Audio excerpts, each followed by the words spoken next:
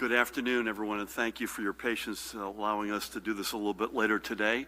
I think she's watching. Happy 21st birthday to our daughter, Emma Murphy. With me today, as they are almost, I think, literally every single day, the woman to my right who needs no introduction, the Commissioner of the Department of Health, Judy Persicelli. He's in the audience, but he's with us today, another familiar face, the Department of Health's Communicable Disease Service Medical Director, Dr. Ed Lifshitz. Ed, great to have you. To my far left, another guy who needs no introduction, Superintendent of the State Police, Pat Callahan. Jared Maples, Director of the Office of Homeland Security and Preparedness, is with us. And we have two really special guests today, two leading legislative partners. To my immediate left, dear friend, Senator Paul Sarlo and Mayor Paul Sarlo. And to my far right, another dear friend, Assemblyman and Coach, Benji Wimberly. Great to have you guys here. Before I get to why the Senator and the Assemblyman are with us, I want to quickly acknowledge the enhanced compliance we saw this weekend at numerous Jersey Shore outdoor bars and clubs to ensure proper social distancing, not just among patrons, but those waiting to get in. I saw photos of the lines outside of DJ's in Belmar, and that's DJ's on the left, Jenkinson's in Point Pleasant, and Bar A in Lake Como, which is there on the right, among others. And the difference between last week and this week was more than noticeable. So I must give management and patrons a big thank you for stepping up. Before I forget it, Deputy Counsel Paramel Garg is also with us today. Thank you for being here. I also want to recognize Jeremy Schneider of New Jersey Advanced Media and NJ.com, whose reporting and pictures over the past 2 weekends have helped push these establishments. We know this problem isn't fixed, and even where wearing masks, social distancing, which is still the order of the day, wasn't universal. Obviously, more bars are trying to do the right thing, but equally as obviously, we all need to redouble our efforts. On the other side of the coin, were places like Headliners in Neptune City, a line with zero masks as far as we can tell, and equally lax social distancing. Anyone here could have spread this virus before they even set foot in the bar. This has got to stop. And in that vein, I also want to give a shout out to the North Wildwood Police for their action this weekend to shut down the bar Tiki Tops and to cite the bar management for non-compliance, as they and their patrons weren't taking this pandemic seriously. I cannot, Judy joins me, I know, Pat, Ed, and others, we cannot stress this enough. The overwhelming amount of establishments and customers are, in fact, doing the right thing. I see this, by the way, myself with my own eyes every weekend. But these efforts have to be maintained for the weeks to come. And they shouldn't have to come about because we call people out for failing to do the right things. It's the knuckleheads who think the rules don't apply to them, or who think this pandemic isn't serious or that it's over, who ruin it for the rest of us. And that goes for both bar owners and bar patrons. We will continue to monitor this closely in partnership with local law enforcement, and we will not hesitate to take action against those who think that they can revert back to bad practices after a week or two. I'm glad to see, in fact, more than glad to see more and more folks all getting on the same page. We cannot risk letting a bar become the epicenter for a coronavirus flare-up. Let's all do this together, folks. Keep your social distances, wear your face masks. There are a few more weekends, thank God, left in the summer. So let's make them as safe for everyone as we possibly can. And by the way, enjoy yourselves, but do it responsibly. Now, as to why our dear friend Senator Sarlo and Assemblyman Wimberly are with us today. As our school districts continue their planning for how their school years will open, so too is the New Jersey Interscholastic Athletic Association planning for how and whether the fall high school sports seasons will unfold. The three of us have had multiple conversations about this issue, and we share both a commitment to the health and safety of our communities and a desire to see our kids be able to play for their teams if it can be safely managed. I am encouraged that most of our major fall sports are played, and I know Judy joins me in this, outdoors, as we know that outdoor activities are increasingly safer than indoor ones. And with the expanses of fields, we can also ensure proper social distancing among parents and spectators and also among student athletes on the sidelines. The final determination on the fall high school sports seasons will be made by the NJSIAA. And from my and my team's conversations with the NJSIAA leadership, and I want to give a big shout out to the executive director, Colleen McGuire, and I know that Senator Sarlo and Assemblyman Wimberly have had these conversations a lot more, in fact, than I have as well. We know that NJSIAA is taking extremely seriously the need for protecting everyone in our school communities and will only pursue a sports schedule if they feel the proper health and safety requirements can be met. However, we are making it clear that whether a student athlete is participating in remote learning or in-person instruction, their ability to participate with their team will not be altered in any way. Whether that student is seated in a socially distanced classroom or at their kitchen table does not matter.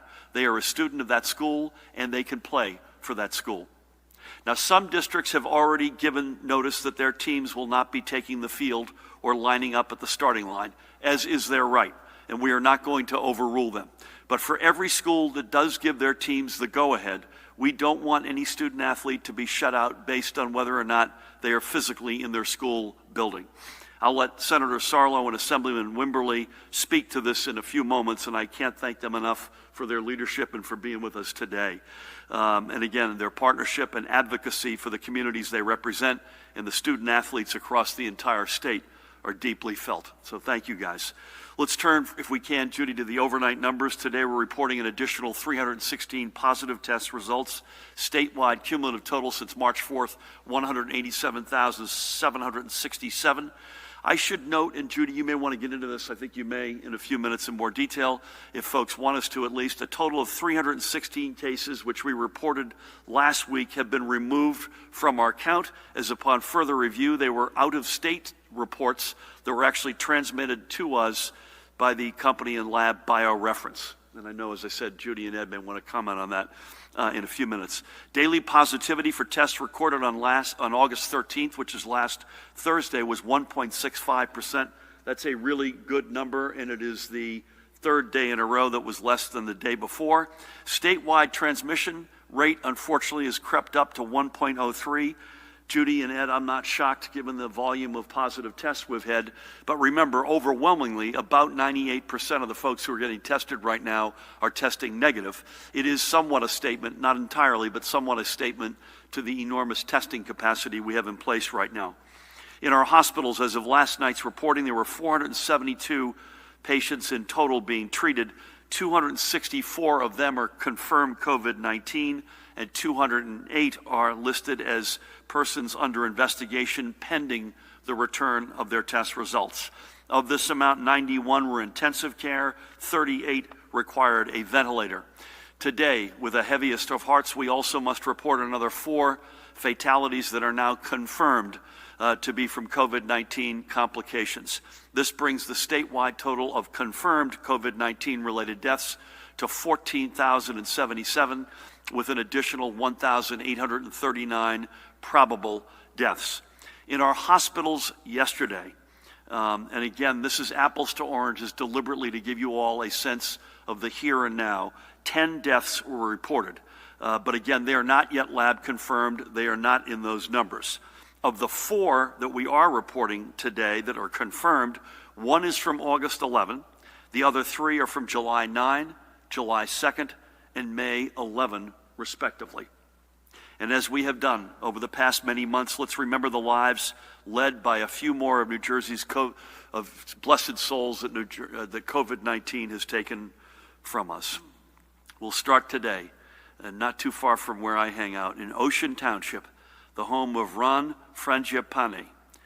Ron was born in Brooklyn, but raised and educated in Oradell.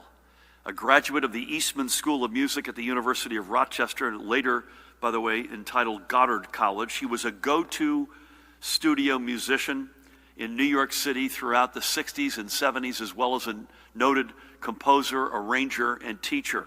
He was at the keyboard on the iconic 60s pop hit, Judy, you and I will date ourselves here, Sugar, Sugar, supposedly by the Archies, which I don't believe is a band that actually ever existed. Ron was on the keyboards, and he played along such legends. Talk about range here. Get these names: John Lennon, Diana Ross, Gene Simmons of Kiss, and Grace Slick of Jefferson Airplane. He also led his own band, Ron Frangipane and his orchestra. In 1997, Ron joined the faculty at Monmouth University, serving as musical director for on-campus shows and led the university's music industry program. But sadly, in 2012, Hurricane Sandy changed Ron's life when an accident led him to have a stroke and suffer a traumatic brain injury. While he could no longer work, he kept going. Ron was 75 years old. He leaves behind his wife and best friend right till the end, Susan Knowlton, his daughter Emily, his son Gregory, with whom I had the great honor of speaking on Friday, who himself, by the way, is an audio engineer, and he said his friends would never believe that his dad was on all these records when he was growing up. He didn't even bother telling most of his friends because they wouldn't believe him. He also believes behind Emily's and Greg's families, including his grandchildren, Wyatt and Suf Corey.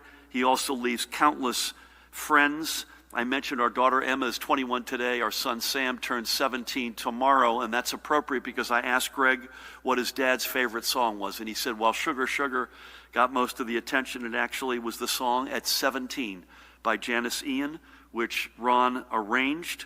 Dave, you'll remember this. Again, we're dating ourselves. And he won numerous accolades for that. And if you listen to the song, as I did this weekend, it includes the instrument, the flugelhorn, which you do not hear on many pop or rock records. And I'll quote Janice Ian, and as we say goodbye to Ron, and that is from that song, "It was long ago and far away, the world was younger than today." Next up, we remember the former Bound Brook Fire Chief Richard Colombaroni. Richard was a Bound Brook native who would call the borough home his entire life, save for the 2 years he spent in the U.S. Army, which, as he put it, were mostly, and this is not my words, mostly caddying for a general who took a liking to him in training. Paul? A lesson learned for all of us, right? His career in public service began in high school when he joined the Bound Brook Rescue Squad his senior year. After returning from his military service, he joined Hose Company No. 1 and also got a job working for the borough because it was one of the few places he could work and be able to fight fires when a daytime call came in. He had other interests, too. He owned and operated a Chevron service station, owned and maintained rental properties, and even opened his own restaurant, Rick's Firehouse Inn, appropriately. All of it, of course, in Bound Brook. But all those pursuits left him too little time for what he truly loved, being with his family and being a firefighter. He returned to work for the borough as superintendent of streets and roads and became both Bound Brook's fire inspector and fire marshal. Richard was a lifelong member of St. Joseph's Church and a member of not one, but two Italian-American clubs. I want to make sure Ms. Persicelli heard that. He was an avid outdoorsman and hunter, and he had a collection of antique fire trucks he restored himself and would take out to parades and musters across the region. Richard is now reunited with his beloved wife, Teresa, to whom he was married for 50 years and who predeceased him. He leaves his kids, daughters Sharon and Nikki, and son Richard Jr., and I had the great honor of speaking with Richard on Friday. And by the way, that is Sharon and Richard Jr. with him. And by the way, Richard Jr. is also, by the way, a detective lieutenant for the Bound Brook Police and, not surprisingly, a volunteer fireman. He also leaves behind their spouses and his grandchildren, Maddie, Jake, Tommy, and Tony. And he leaves a very grateful Bound Brook in the state of New Jersey and the United States of America for all you did, Richard, across 85 years of life. Thank you, and may God bless and watch over you. And finally today, we remember Cynthia Watkins on the right there of Deerfield in Cumberland County. She was 67 years old when COVID-19 took her from us. She and her husband, Richard, who goes, by the way, by the name Steve, celebrated their 38th wedding anniversary only 1 month before her passing. Cindy, as she was known, was born and raised in Bridgeton and for the past 19 years served in the Human Resources Department for the Bridgeton Board of Education. Previously, she had been a substitute teacher as well as the bookkeeper for her husband's electrical contracting business.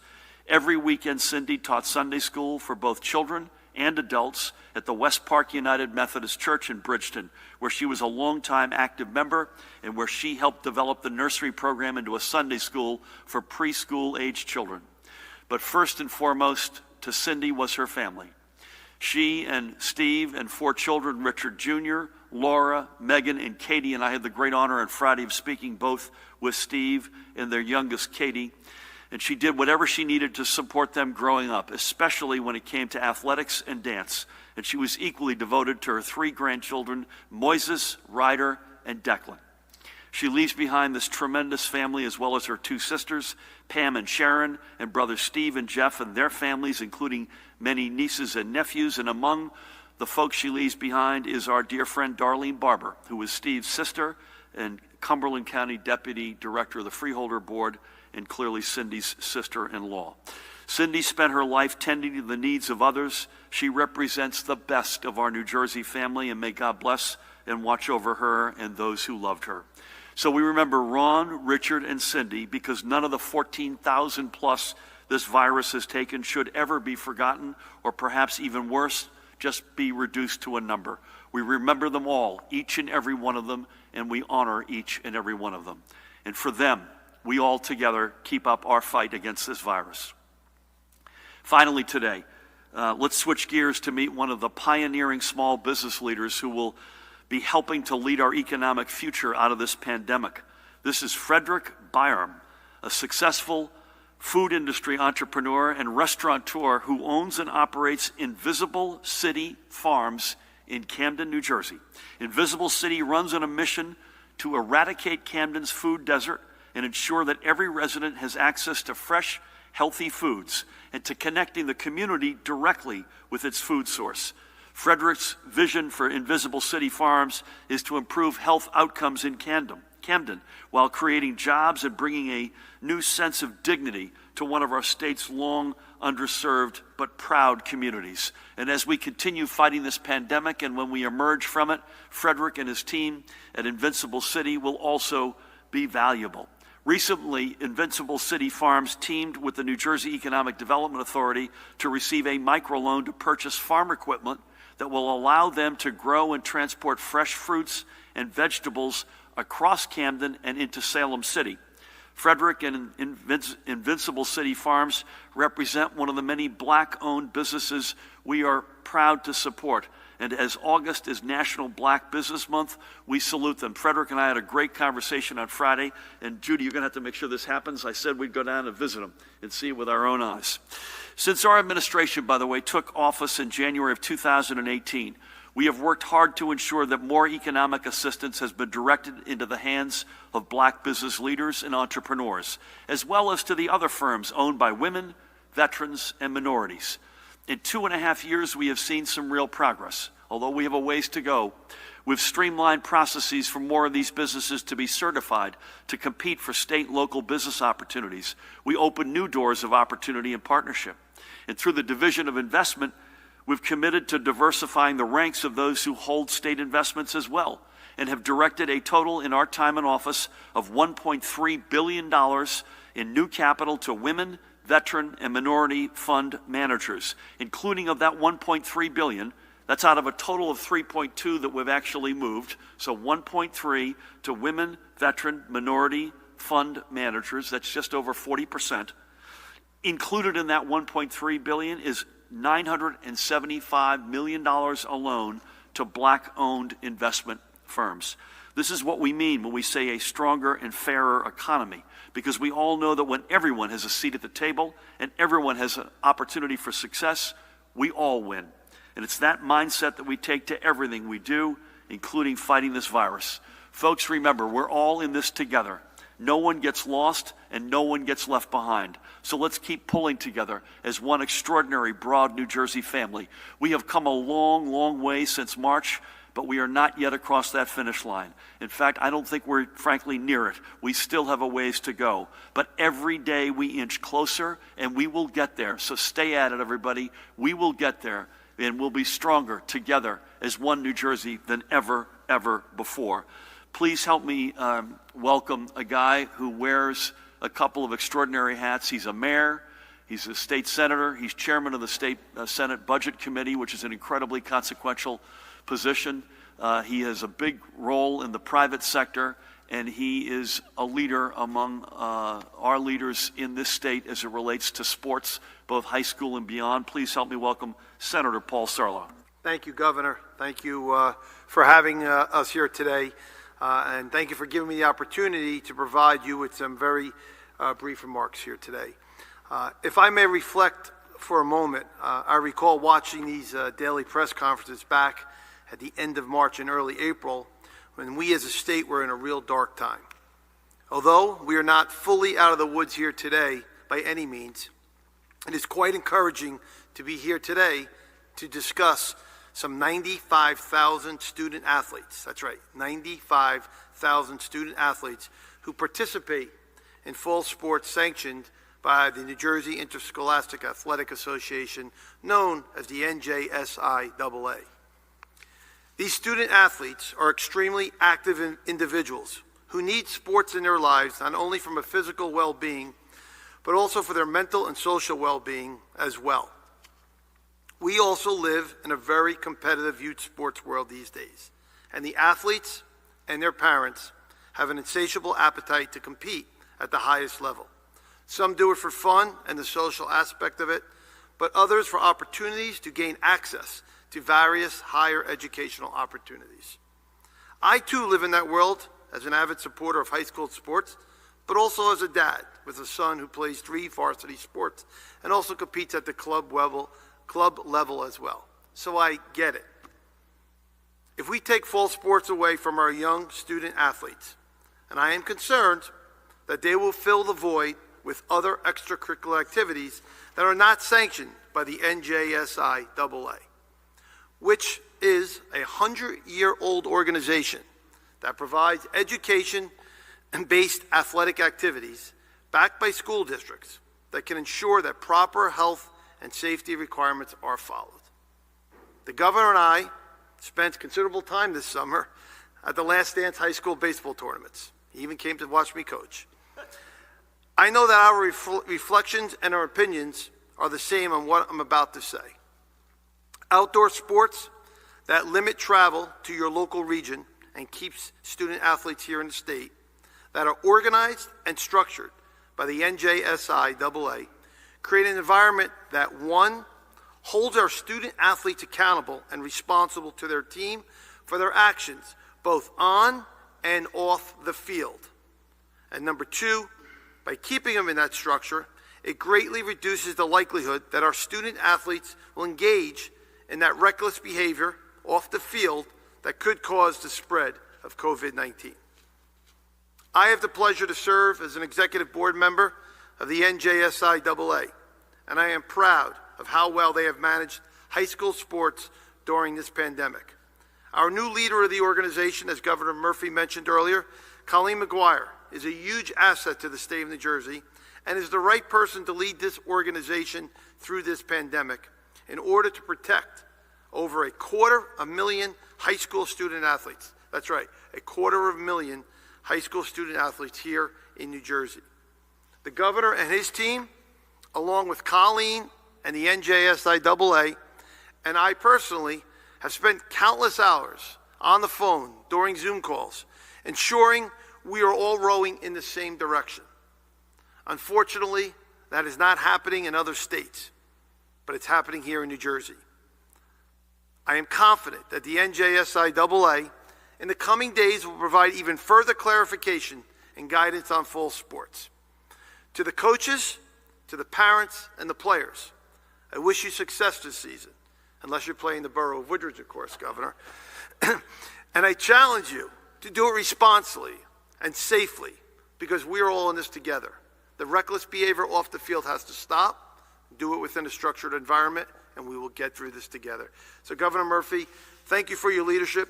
Thank you for all the hours you have spent with us and Colleen and the NJSIAA.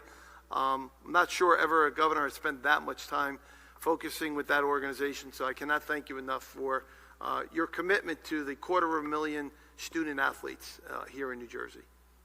Paul, thank you. That means a lot, and thank you for your leadership, not just as mayor, Senate chairman, but as coach, as dad, as advocate on NJSIAA's executive board. God bless you, and thank you for everything. As I mentioned, we're joined today by another leader who wears many hats. And by the way, Benji Wimberly is not here alone. Yvette Rowland, as usual, is right by his side. So I want to give Yvette a shout out back there.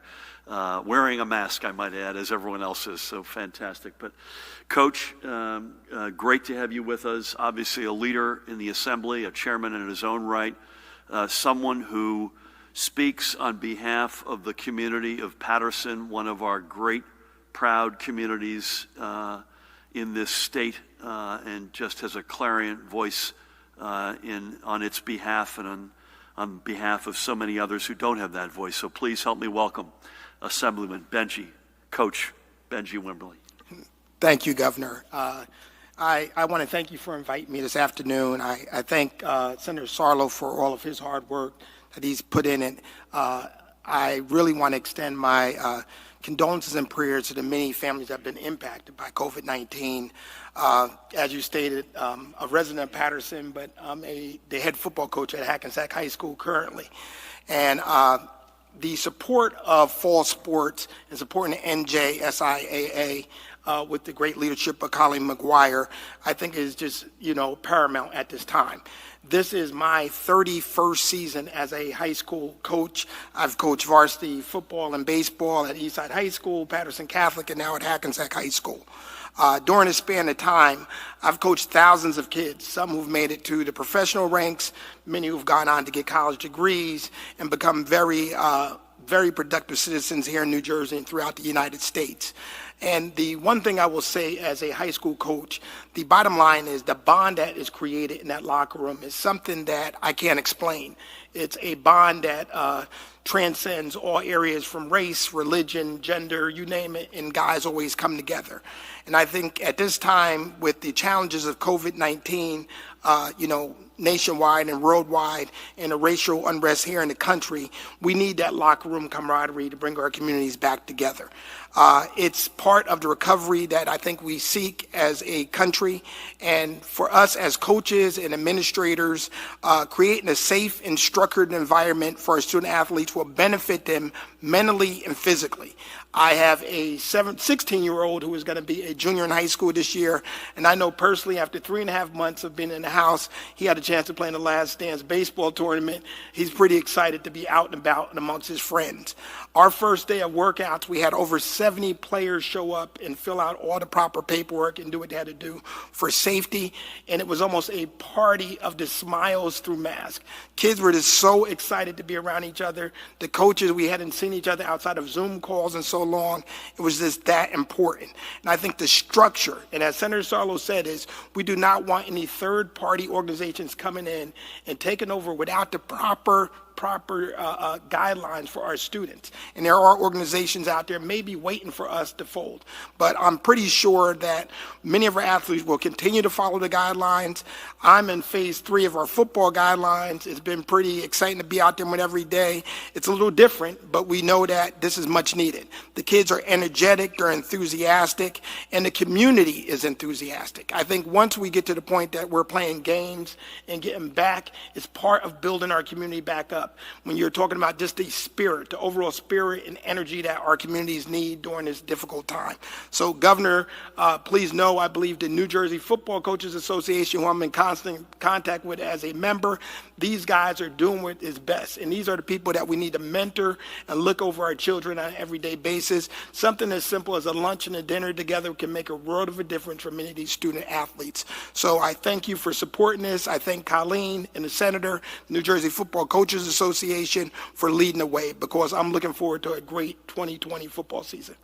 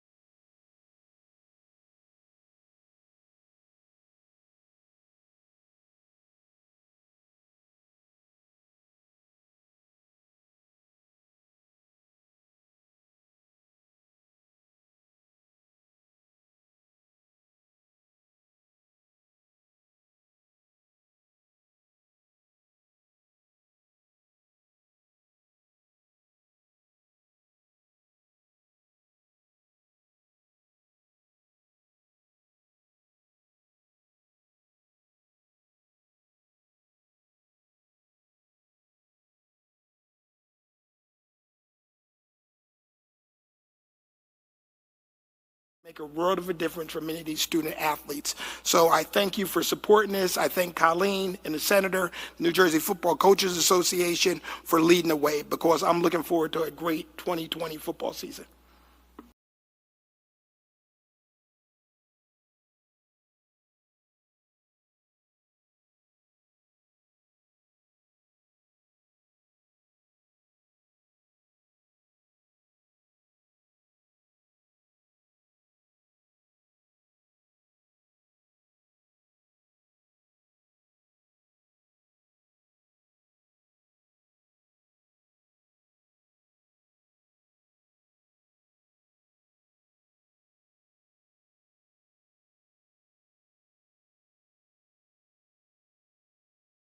Funding for local health departments has fallen by 18%, according to Kaiser Health News and Associated Press analysis.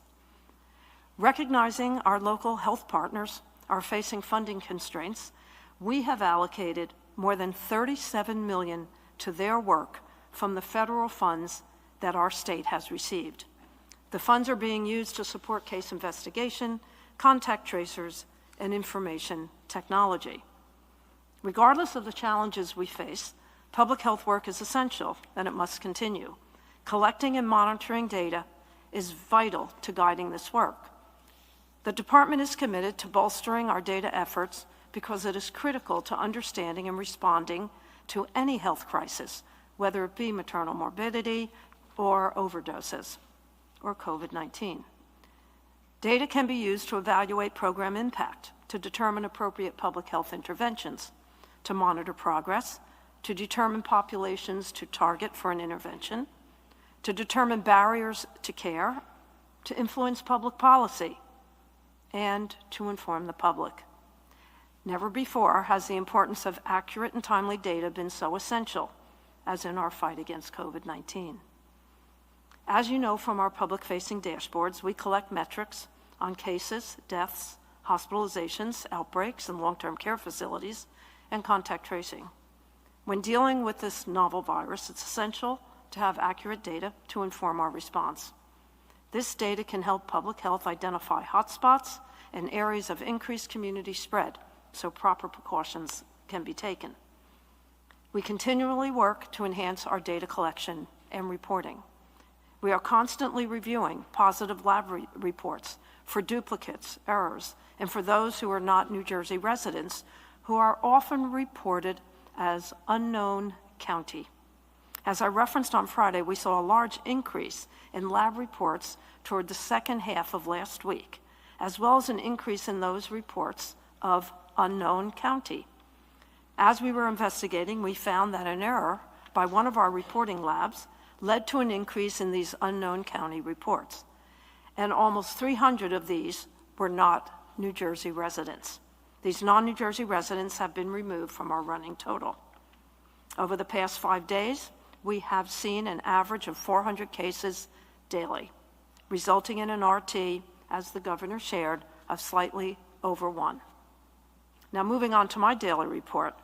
As the governor shared, our hospitals reported 472 hospitalizations with 91 individuals in critical care and 41% of them on ventilators.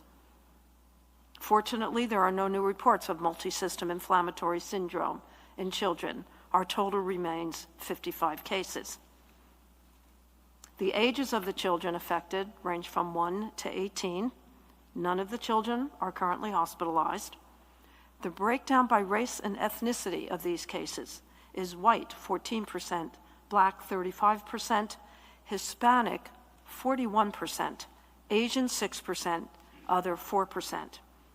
The governor reviewed the new cases and deaths. In terms of deaths, the breakdown by race and ethnicity is as follows: white 54.1%, black 18.3%, Hispanic 20.2%, Asian 5.5%, and other 1.8%.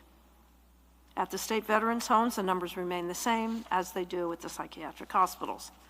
Our daily percent positivity as of August 13th is 1.65.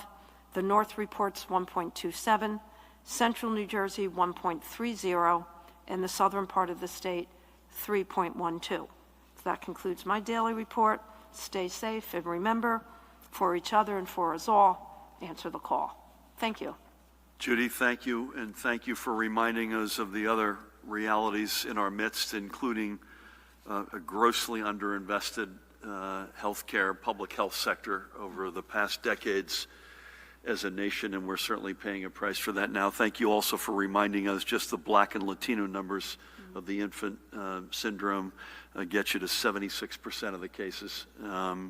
That is versus approximately a low 30% representation of Black and Latino communities in the general population. And even in the South with a 3% spot positivity rate, even that, which is higher than the Central and the North, we have to remind folks 97% of folks are coming back negative.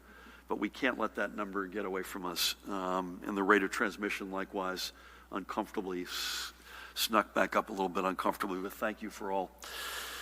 Pat, you're wearing, I don't know if when you were at Villanova, you'd realize you'd wear law enforcement compliance hat, you do meteorology, bar control on the outside, et cetera, et cetera, et cetera. But great to have you with us. What do you got from the weekend and Thanks, compliance Governor. and other matters, including Atlantic storms? Thank you so much. It's good to have the senator and assemblyman here, too, with us, uplifting. With regards to executive order compliance in Lacey Township, the owner of the Lakeside Diner was cited once again for being open to indoor dining. In Jefferson, the Top Shelf Fitness Center that owner was cited for being open and having people using his gym. And in Lakewood, Estrella restaurant owner was cited for an executive order violation for having residents inside. To your point, Governor, with regards to the storms, OEM is currently monitoring 2 disturbances in the tropics, the potential to become the 2 next named storms, which will be Laura and Marco. We'll know more about that storm in 3 to 5 days. And just since we were touching a little bit on sports, the OEMs also monitored the Yankees' 9th straight win over the Red Sox yesterday, and we'll have further on that series tonight after the Bronx. I couldn't resist. Completely uncalled for. Completely uncalled for. A guy who I thought was a friend. So Laura and Marco, those will be we've already had the fastest J's, K's, and they would be the fastest L's and M's ever in terms of naming storms, right? Laura and Marco, yes, sir. Yeah. So stay tuned, everybody, on that front. A political observation, but I make the same observation about the Republican Party as well. The Democratic Convention begins today virtually, the unconventional convention. Paul, we had the kickoff breakfast this morning on a Zoom call, and tonight you've got a cavalcade of speakers, including the former First Lady Michelle Obama, and the Republicans will be at it in a couple of weeks with their own convention, and that sounds like it'll be broadly speaking, I know they're putting the finishing touches on that as well, but that'll be broadly speaking similar in the sense that it'll be a Zoom heavy, virtual heavy. So democracy must continue to thrive and flourish in this nation, regardless of which side you're on. Brendan, we're going to start over here. Mahen, we're tomorrow virtual, unless folks hear otherwise, and unless you hear otherwise, we'll be together Wednesday at 1 o'clock. Is that right? 1 o'clock on Wednesday, again, unless you hear otherwise. Dustin, good afternoon. Welcome. Good afternoon. Just a few things on long-term care. Is the administration including long-term care deaths and confirmed cases in decisions on reopening? If so, I'd just be curious how that would make sense, because that's an isolated population and doesn't necessarily reflect the spread of the virus among the general population. Yep. You said last week that many nursing homes came to the administration and said they couldn't cohort positive patients according to the commissioner's directive, and that you helped find places for those patients. Can you say how many patients needed that help and where exactly they went? And the commissioner just talked a little bit about scrutinizing data. So could she or Dr. Lifshitz explain why the health department is withholding the public reporting of LTC-related deaths that state epidemiologists have reported internally, with confirmation that they are COVID-related? Thanks. Which deaths, Dustin? What type of deaths? Long-term care-related deaths. Okay. Is that it? Yeah. Okay, thank you.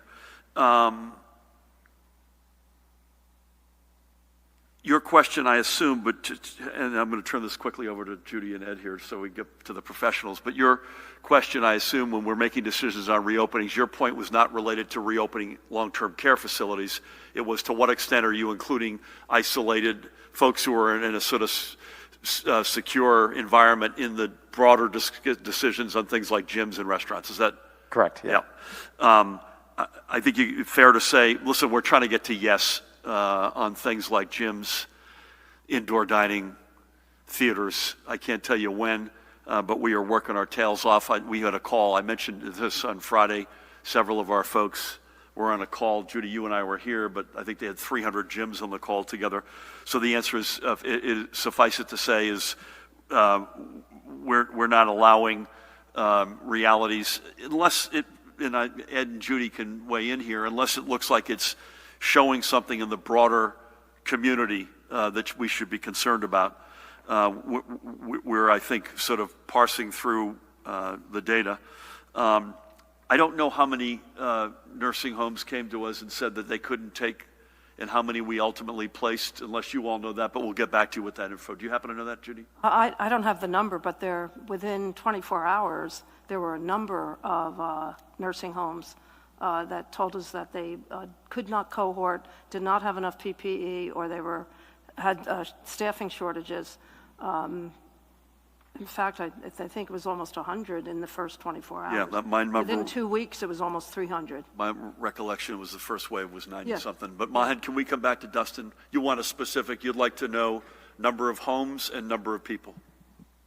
Yes, and locations of where those patients ended up. Got it. I'm not sure I'm qualified or understood fully the third question. Ed or Judy, do you want to come in? This is about reporting from the Department of Health on long-term care related. Right. My understanding is that there's a number of LTC-related COVID deaths that have been confirmed internally but have not been reported externally in your briefings. I'm going to turn it over to Ed, who does the reporting. Thank you. Hello, Ed. Hi, thank you. No, everything that we've confirmed internally that I'm aware of, we've reported out. If you have more specifics as to exactly what you're talking about, I'd be happy to answer. But no, I'm not aware of what you're talking about. Could we connect with you offline if you've got a specific, Dustin? As always, we'll follow up with you. Thank you. Brent.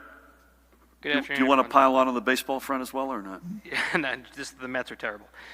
So will there be a high school sports this fall? Are we still waiting for the NJSA on that?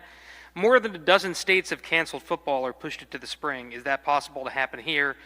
And how can indoor dining be closed? Some schools start remotely, college sports be canceled, but high school sports still happen. Is the transmission rate up because of that dump of out-of-state cases? State officials have called for the resignation of the CEOs at the Menlo Park and Paramus Veterans Homes. With deaths there being so significant, families and residents have lost confidence in leadership there. How do you respond? How many school districts' plans has the state signed off on overall? How many have been approved for remote only? How many plans have been rejected and why? Other than Lakewood, are any other schools planning all in person? And has Lakewood been approved? Why is there a delay on appointing a new education commissioner? And one from Dan Munoz. One more? Yeah, this is from Dan Munoz. Any update? Well, you said that, but do you expect restaurants would be able to or even want to prepare for indoor dining reopening? Okay. Considering it was pulled once before. Did you breathe? No. Okay, just checking. Will there be a fall sport? That's a decision, Paul and Benji, that NJSIAA ultimately makes. And They haven't made it yet? There's protocols in place. You want to hit your mic there? There are protocols in place for Phase 1, Phase 2, and Phase 3 practices gearing up for fall sports. I am comfortable that the NJIT in our discussions with the governor and myself and Senator Wimberly, we're headed in the right direction to have fall sports as long as the metrics continue to stay where they're at. But the NJSA ultimately will be issuing the final decision. I'm hoping by week's end you're going to be hearing from them on outdoor fall sports, which is primarily, mostly all fall sports are outdoors. There's only a couple, I believe. Girls volleyball and gymnastics are the indoor sports. That's correct, Governor. There's about 700 to 900 gymnastic participants, and they are a lot of them are specialty athletes who, if we have to move that, that's something we could work with. So just stay tuned. I think you're hearing from us as elected officials and policymakers where we stand. So I'm comfortable with Colleen and her team will be coming out with guidelines very shortly. Well said. Any, Benji, you want to add? You're good. The senator hit it all. I think we have all the guidelines in place from phase 1, 2, and 3, and I think they'll make a decision real soon that we'll be moving forward. Got it. Indoor dining, again, we're trying to get to yes, Brent. That's all I can say on that is we're trying to get there. We're not there yet, but we're trying like heck to get there. We want to get there sooner than later.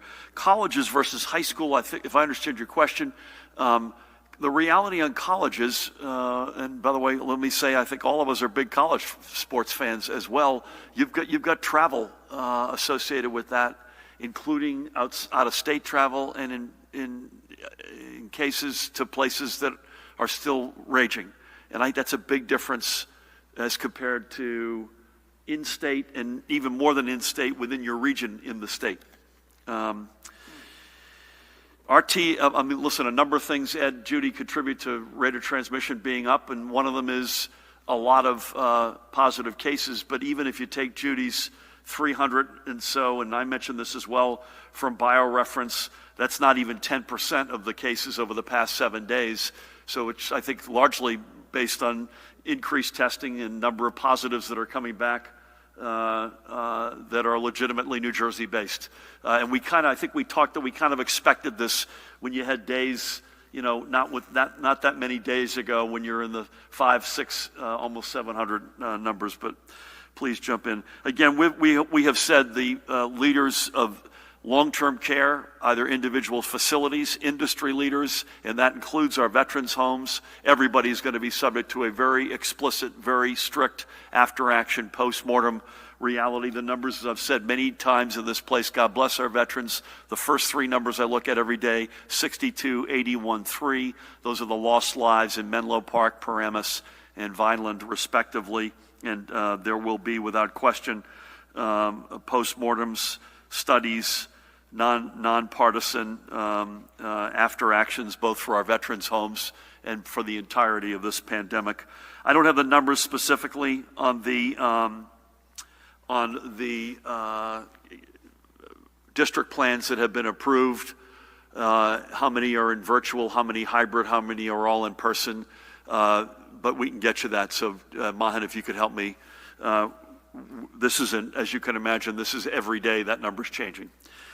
We want to make sure, I think your next question was to the Commissioner of the Department of Education. We're in that process. We want to make sure we get it right. Kevin Deemer's doing a great job as acting, but we clearly want to get the top position filled, and we will. And your last one was restaurants. I think that was from Dan Munoz about, he asked, how can restaurants even prepare for indoor dining, thinking it might get pulled again like it did last time? Yeah, we're not going to listen. I shouldn't say never, but we are keenly aware of the fact that we had to make an abrupt, and sadly, it brings me no joy to say this. I know it wasn't pleasant for anybody in the industry, but we had no choice. But it brings us no joy to have to make an abrupt decision. So the extent to which we get to yes, I don't think Judy or I or Ed or anyone else will sign on to it unless we believe at that point that we're full speed ahead. Thank you. Our buddy there is gone. Hold on, Alex. Do you have anything, sir? Behind the camera, we'll go all the way over to Alex. Brendan is doing the limbo routine there. Alex, good afternoon. Good afternoon, Governor, and happy birthday to your daughter. Thank you very much. So, our son tomorrow. A couple questions for you. The Democratic National Convention begins today. Do you feel that it loses anything by being... Do I feel what, sir? Do you feel that it loses anything by being mostly virtual this year? I mean, I know we were involved in the 2008 convention, and I believe you said you're not attending. So I wanted to ask about... Yeah, I don't think anyone is attending. Biden's going to be delivering a speech. I don't believe there's anything in Milwaukee, right? So I wanted to ask that. I also wanted to ask about vote by mail. Can you just clarify? There's been a lot of chatter on social media over the weekend. Clarify that there will be in-person voting in New Jersey. If you want to cast your ballot in person, you can. And I wanted to ask you if you think that you should increase the number of places that are doing in-person voting?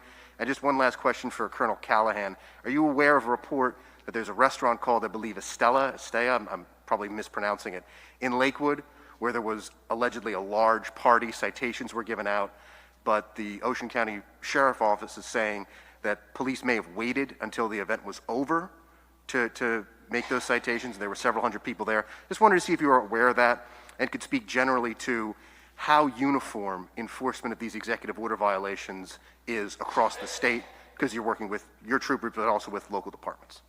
Pat, do you want to start with that? I was Sure. not aware of that. Yeah, I believe it's Estrella Restaurant in Lakewood was on the weekend compliance report. I believe that the enforcement is very uniform. We do rely mostly on our local and county partners. But when those incidents are reported and police respond and see large gatherings, no social distancing, indoor dining, from all the reports that we get at the Rock, that those executive order violations are issued. To your two questions, convention and then vote by mail, yeah, it's certainly different. I was in and out of conventions, I guess now for 20 years, not all of them, but most of them. This certainly has a different feel. I think it's different, however, to be doing this in August with 5+ months of living with this pandemic in the almost natural, am I right, folks? It's almost a natural to be doing a meeting on Zoom. So I miss the personal interaction. I think we all do. But if this had been in March and it was abrupt and it was, a complete change of habit, I think it would be a different reality. But we've sort of all gotten used to this mode of communicating and getting together. I still think they've done a great job. I'm not patting myself on the back. I'm a co-chair of this thing, but I think the DNC, the Biden camp have done a great job sort of constructing each of the nights. Just really impressive, huge diversity, and everybody from the nominee and Senator Harris to President Obama, the First Lady, President Clinton, all the way to featuring working families, celebrating diversity in our country. And the theme is desperately needed, uniting America at a time of the ultimate us versus them moment in our history. I could not think of a better theme. So within the context of the reality that we're living in, I think they've done a great job. Yes, the answer is yes. In our election on November 3rd, there will be both the opportunity to vote by mail, and I'll come back to this and give a little bit more clarity. I think your question begs the point that it's maybe folks need to hear that again, and we'll continue to repeat this, or to vote in person. And so what will happen is, at latest by October 5th, ballots will be mailed to everybody who's registered. That's on the one hand. And you have the choice when you get that ballot. You've got several choices. Fill it out and mail it back. Fill it out and drop it in a secure lockbox in your county. Fill it out and walk in on election day and hand it to a poll worker. I suppose you also have the option of not voting, but would ask everybody to please vote. On the other side of the coin, you can do none of that. Show up on election day at your polling place and vote in person. That vote will need to be provisional. Paramel will correct me if I'm wrong, because the poll worker will not know necessarily whether or not that person has voted in the mail or not yet. So that box has to be checked to make sure that you're preserving the sanctity of one vote per person. On the physical side, and again, in the primary, we gave 30 days notice. In this case, for the general, we're giving 81 days notice, because we did hear rightfully from county clerks that they needed a longer runway for the physical side of this. So what will be different there, we'll guarantee at least 50% voting capacity in person per county, guarantee at least one physical location per municipality. We will work with the clerks on scanning equipment, on plussing up the workforce that will be involved in either the vote by mail side or the physical voting side. And I think that, Paramel, correct me if I'm wrong, that kind of covers it all. And it's not as though we don't have some amount of confidence, because we essentially did what I've just said for the primary, and we like what we saw. So everyone talks about the Patterson example, which was a local election in May before we did the hybrid version in July, and I view that data point in Patterson as a positive one. People tried to mess with the system, and they got caught, and they've been indicted, and that's the way it should be. So I think that if I missed anything, you're good.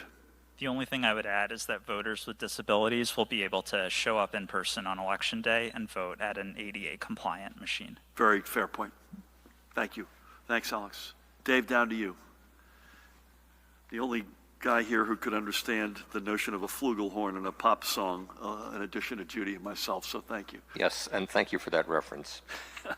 Governor, a couple of questions. You have created with the health department, a new color-coded COVID monitoring system that, of course, breaks the state down into 6 regions to better track and respond to possible local spikes when kids start to go back to school. Why couldn't we use this same kind of system? Why doesn't it make sense to do this for Jersey businesses?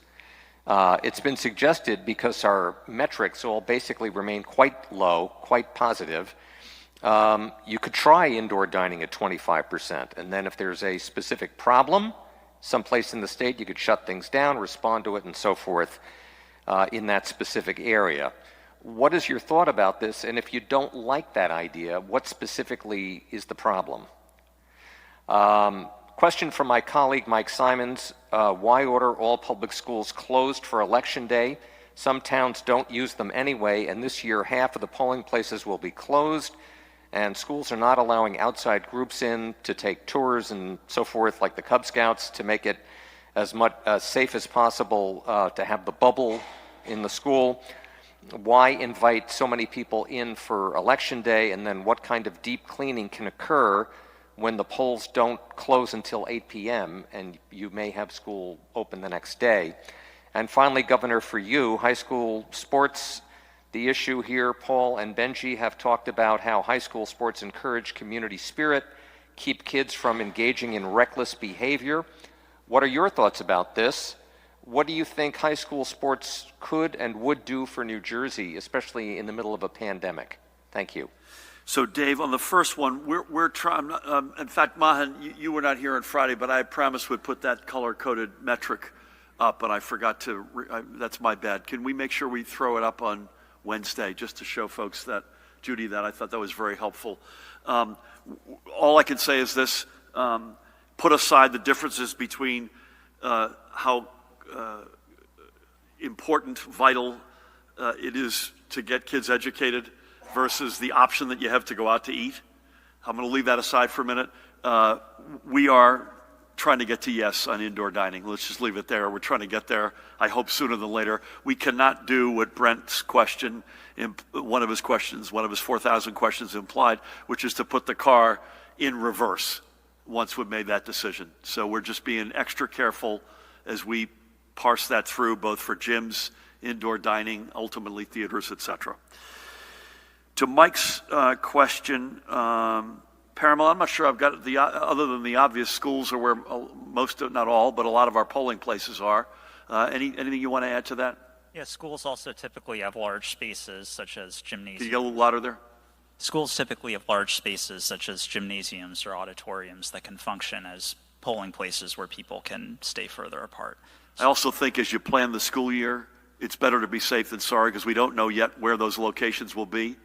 So we should plan as they lay out the school year that will be closed that day, under the theory that it could be in your school or not, recognizing that we have the municipalities, the county clerks have not laid out in all cases clearly their plan yet. Listen, I'm hugely of the opinion we need sports. It needs to be responsible, and at this point it needs to be outside. I can't see going inside at this point yet, and I hope that changes by the time the bulk of the inside sports come around. Again, I say that with a heavy heart toward girls gymnastics, girls volleyball, which that's an NJSIA decision, but even in that case, you'd hope to see something postponed as opposed to canceled. But I think if the sport is outdoors, it's institutionally supported. And again, I'm over my skis here with Judy and Ed on the health front.